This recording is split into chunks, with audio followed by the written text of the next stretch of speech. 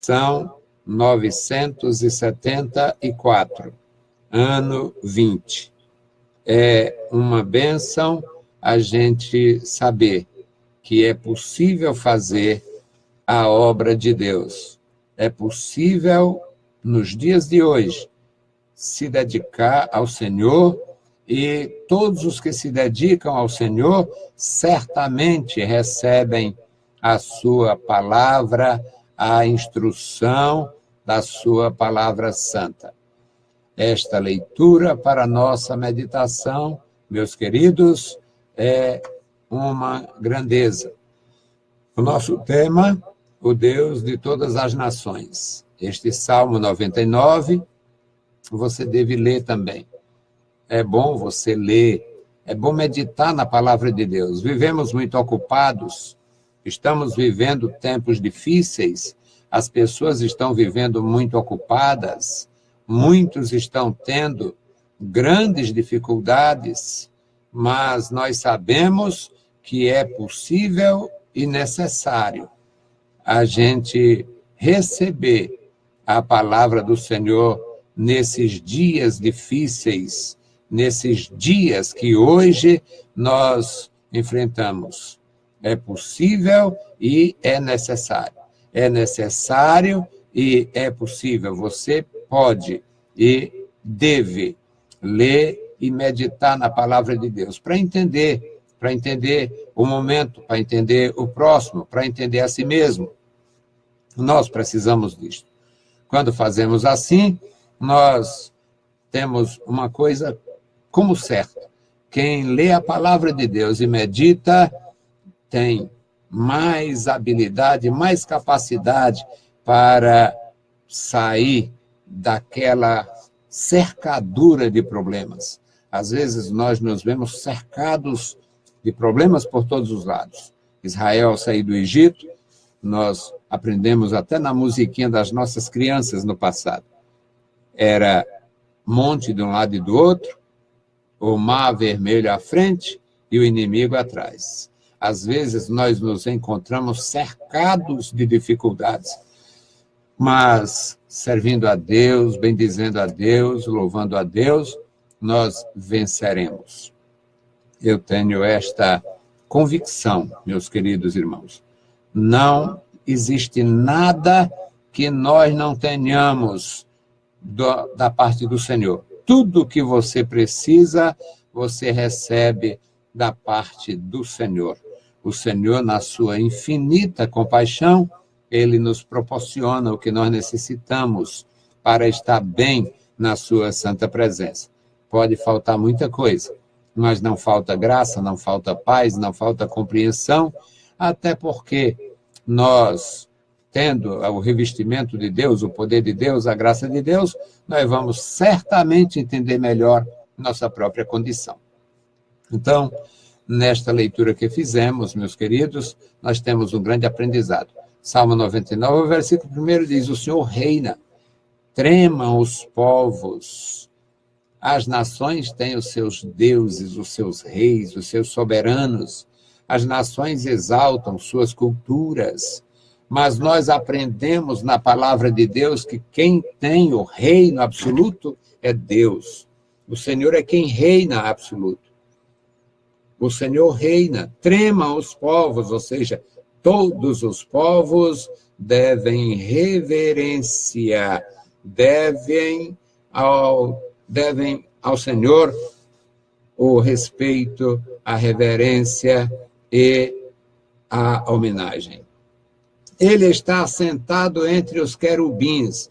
Os querubins são mencionados como uma classificação, uma classe de anjos. Nós conhecemos bem pouco das coisas do céu, tudo o que conhecemos é pela Bíblia Sagrada e tudo o que conhecemos é porque Deus, na sua infinita bondade, quis revelar.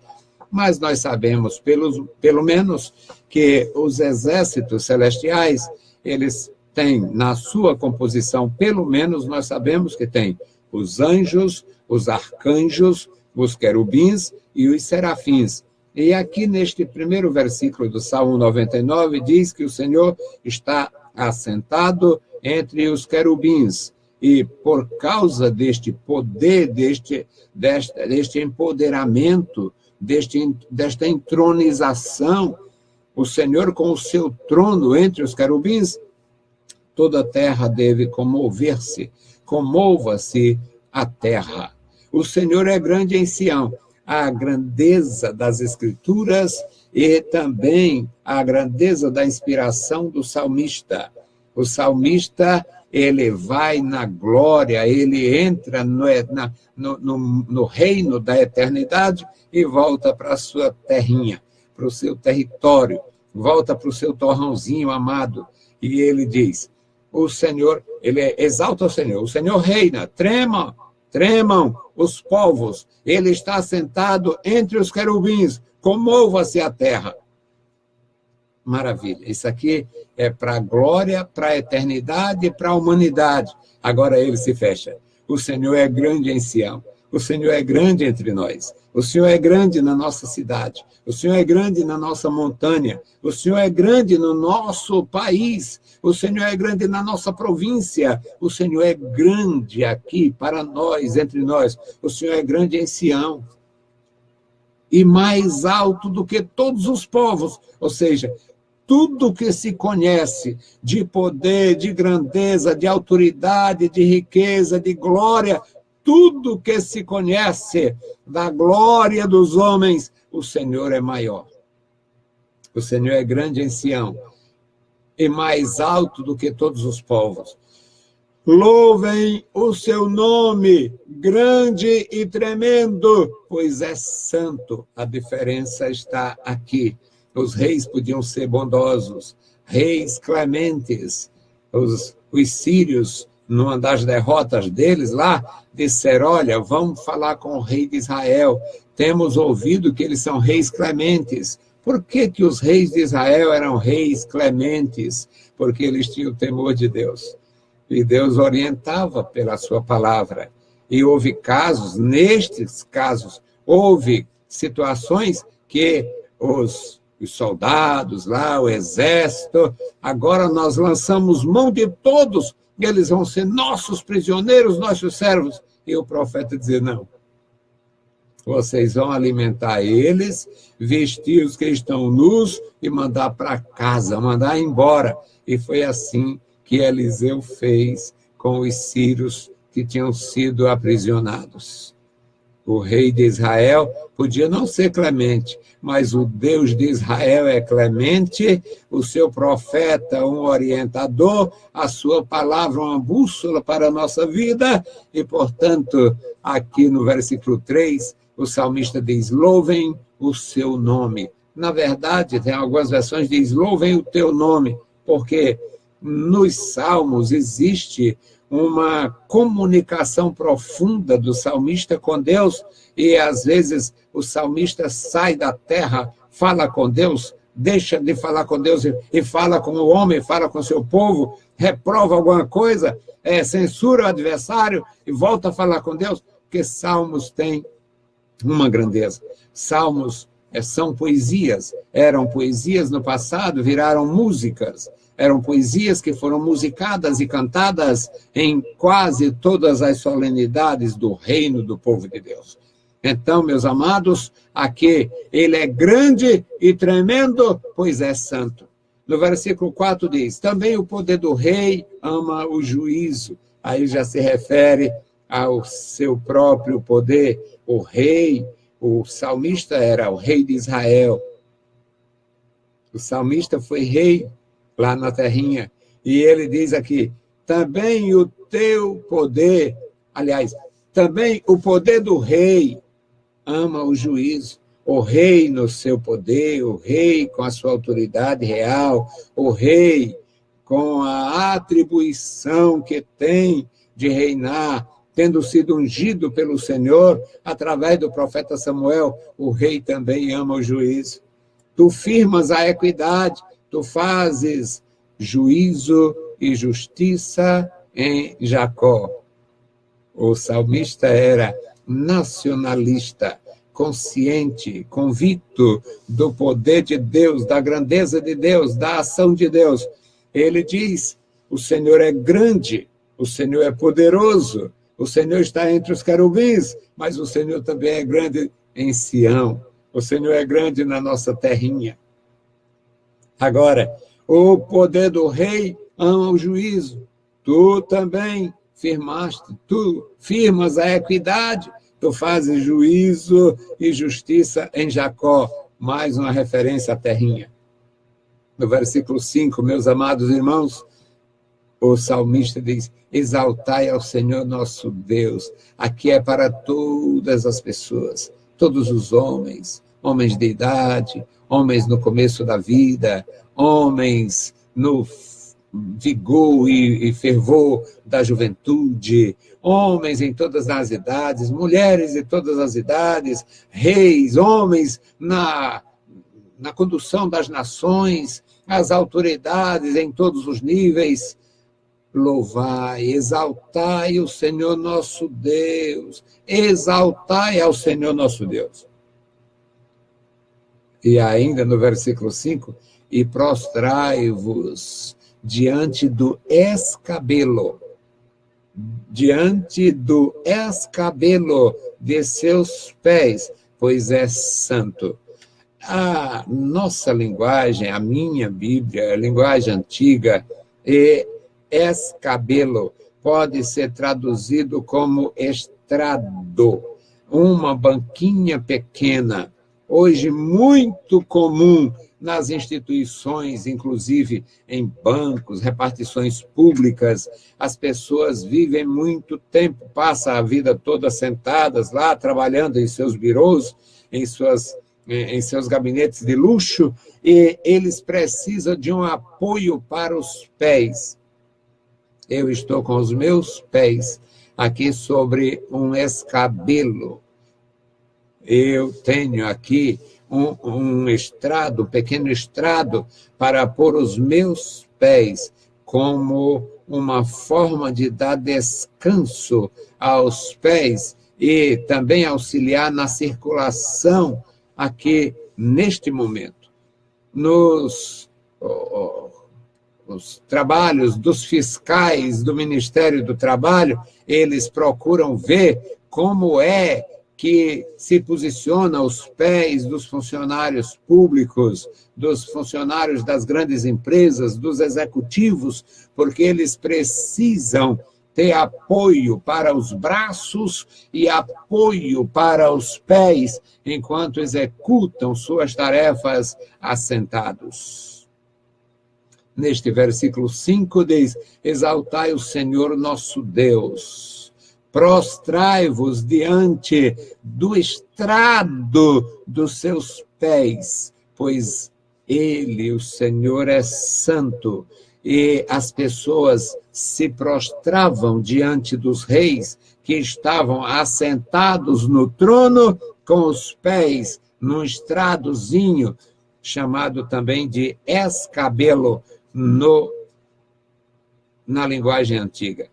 O versículo de número 6, o rei, que é o salmista, diz, Moisés e Arão entre os seus sacerdotes. Moisés foi o legislador, mas acontece que Deus, na sua infinita bondade, dando autoridade aos homens, Deus disse para Moisés, Moisés, consagra Arão e os filhos. Então, Moisés, consagrando o sacerdote, ele era também sacerdote, só que não houve uma cerimônia de consagração de Moisés a sacerdote.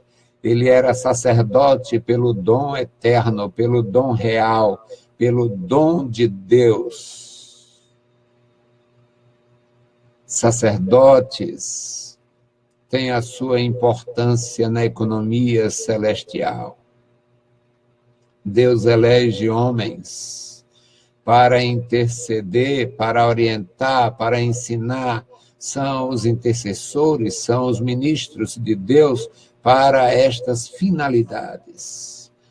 E o profeta, que era o salmista, que era o rei, ele reconhecendo a grandeza de Deus, ele diz, Moisés e Arão entre os seus sacerdotes.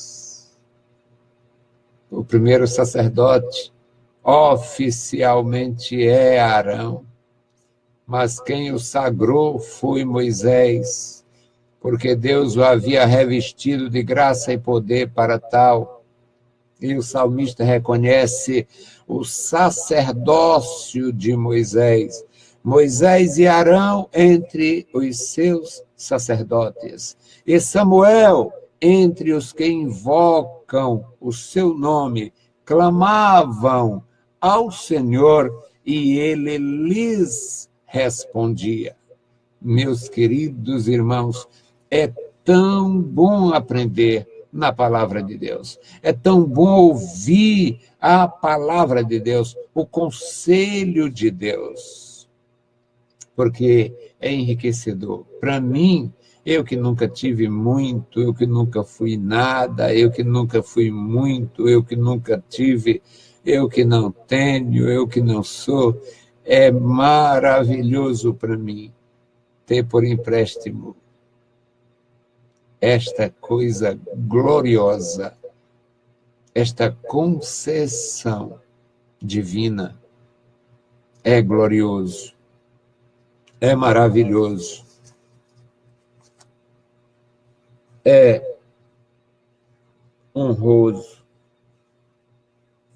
é extraordinário. Moisés e Arão entre os seus sacerdotes, e Samuel entre os seus adoradores, entre os que invocavam o nome do Senhor, entre os que invocam. Na coluna de nuvem lhes falava, eles guardavam os seus testemunhos e os estatutos que lhes dera. Testemunho das Escrituras, da história, da nação, em relação ao trabalho daquelas autoridades, guardadas pelo Senhor, levantadas pelo Senhor, constituídas pelo Senhor.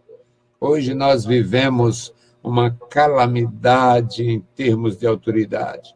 Homens que se propõem, homens que se expõem, homens que se projetam, homens que se exaltam, homens que se elevam, homens que alegam até ter alguma coisa ou ser alguma coisa. Mas, meus queridos, se somos e temos, é pura bondade do Senhor. Se somos, o que temos, é pura bondade do Altíssimo. Bondade, bondade, bondade do Senhor. É pela bondade do Senhor que nós temos. É pela bondade do Senhor que nós temos isto. Portanto, meus queridos irmãos, é maravilhoso ter convicção disto que somos, disto que recebemos. Recebemos por amor, recebemos pela bondade do Senhor e não por méritos. Não conquistamos com nossa habilidade. Não é uma guerra que se ganha com a espada. Não ganhamos assim. Não recebemos por méritos, e sim por estarmos ligados na videira, recebemos por estarmos associados aos céus, pela palavra santa, pela bondade de Deus, pela adoção de filhos. E esse é o testemunho das Escrituras em relação àqueles homens. Na coluna de nuvem lhes falava. Eles guardaram os seus testemunhos e os estatutos que lhes dera. E tu os escutaste, Senhor nosso Deus. Tu foste um Deus que lhes perdoaste. Aqui está o segredo. Moisés, o homem que escreveu a lei por ordem divina, Aquele homem escreveu os mandamentos. Um dos mandamentos diz: não matarás, e ele era um assassino. Ele tinha matado um egípcio. Ele tinha praticado um assassinato na sua primeira fase de vida, antes dos 40. O nosso Deus perdoa, lança para detrás de si, esquece o nosso mal. E o salmista diz isto: tu os escutaste, Senhor nosso Deus, tu foste um Deus que lhes perdoaste, ainda que tomaste vingança dos seus feitos. Muitos sofreram, muitos tiveram problema, mesmo falando de Arão, já que o profeta de Deus, o salmista aqui menciona Moisés e Arão entre os sacerdotes. Arão sofreu, Arão viu seus filhos serem mortos, fulminados na presença de Deus, por estarem em frontal desobediência. O fogo para os sacrifícios não podiam sair de outro lugar. Era o fogo do altar do Senhor, aquele fogo que não podia se apagar. O sacrifício deveria ser contínuo e o fogo não deveria se apagar. Não era para fazer acendendo o fogo do altar ou para o holocausto, tirando o fogo de onde viesse.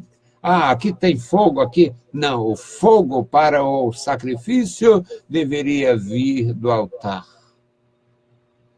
Então, o salmista diz: tu lhes perdoaste, tu foste um Deus que lhes perdoaste, ainda que tomaste vingança dos seus feitos.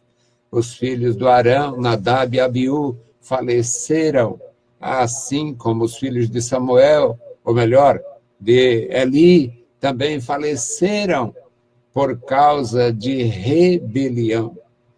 E o último versículo, meus amados, o versículo número 9, nos diz: exaltai o Senhor nosso Deus e adorai-o no seu monte santo.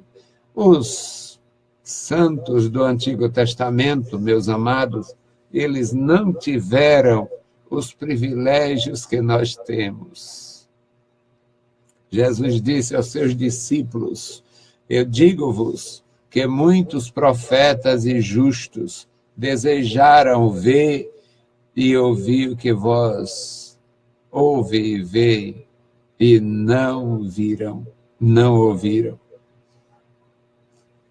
Deus tem um propósito em cada geração. Muitos profetas viram tudo do futuro em relação ao mundo. Profetas que profetizaram a existência do Novo Testamento, mas não sabiam do Cordeiro de Deus. Deus revela por parte o que lhe apraz. Jesus disse: muitos profetas e justos desejaram ver o que vós vedes e não viram. O salmista diz: exaltai o Senhor nosso Deus e adorai-o no seu monte santo, porque eles não tinham clareza sobre as doutrinas do céu, que Deus está entronizado nos mais altos céus. Alguns diziam como se fosse numa oração. Salomão diz isto na consagração do templo, o Neemias diz isto quando, na condição de instrumento de Deus, restaura a nação após o cativeiro, mas eles não tinham o conhecimento do céu. Colocam, como todos os povos, Deus no Santo Monte ou no Monte Santo. O versículo último, a última parte diz: pois o Senhor nosso Deus é santo. Meus queridos irmãos, o Senhor, na sua bondade, na sua grandeza, na sua justiça, na sua verdade, na sua santidade, nos tem coroado de bens. Que Ele guarde vocês, que Ele guarde a vida de vocês, que Ele guarde os projetos de vocês, que Ele possa orientá-los e ajudá-los cada dia. Bendito e eterno Deus, Pai de nosso Senhor Jesus Cristo, graças nós te damos, Pai. Estamos em tua presença, agradecidos pela vida, pela salvação, pela tua bondade, pelo teu amor. Pedimos, Pai, uma bênção especial pelos nossos irmãos. Abençoa, guarda, ajuda, sustenta, manifesta, ó Deus, a tua glória na vida da igreja. Guarda-nos, ajuda-nos, ensina-nos, ó Deus, a te servir com mais amor. No maravilhoso nome de Jesus te pedimos e te agradecemos. Amém. Saudamos a todos com a paz de nosso Senhor Jesus Cristo. Se o Senhor permitir, voltaremos amanhã. Deus os abençoe, leiam a Bíblia Sagrada e a graça de nosso Salvador repouse sobre vós. Amém.